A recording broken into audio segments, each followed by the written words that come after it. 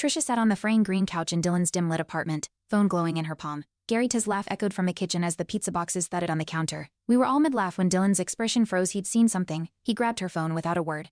"You texting Gary while we were together?" His voice was raw. The room snapped silent. Trisha didn't answer. I stared at her, heart pounding, realizing I'd stepped into a war I didn't see coming. Dylan slammed the phone onto the coffee table. This was 3 weeks ago.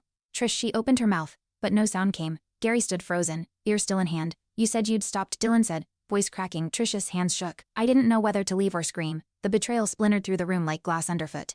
She finally whispered. I was scared. Dylan looked at her like a stranger. I could see the night unraveling, and I wasn't ready. Trisha reached for Dylan's hand. "It wasn't like that," she pleaded. He recoiled. "You let me defend you, damn you lied to both of us." She flinched. Gary finally spoke. "I told you she's not who you think." That line felt rehearsed. My stomach turned. Trisha looked at me just a second, but I saw it shame. Or was it something else? My gut screamed something was still hidden. Flashback 2 months ago.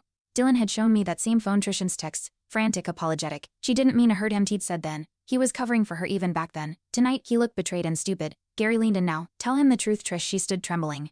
"You want truth?" Her voice cracked. "You want everything out?" She looked at Dylan, eyes glossy, and nodded slowly. Flashback again. Dylan had once shown up at my place, bleeding from the knuckles, saying Gary deserved it. I thought it was a fight over money.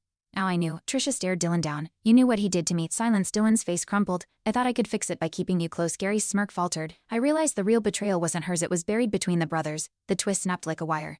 "You told me she came on you." Dylan spat at Gary. "You lied." Gary shrugged, then laughed too loud, too long. "You needed someone to blame." Trisha's breath hitched. "He threatened me," she whispered. I felt the floor tilt. Dylan turned to me. "You knew." I shook my head. "Not this." Trisha collapsed onto the couch. "I'm done protecting either of you." Gary stormed out, door slamming behind him. Dylan didn't follow. He sank into the armchair, hands trembling. "I believed him over you," he muttered. Trisha didn't reply. She just nodded.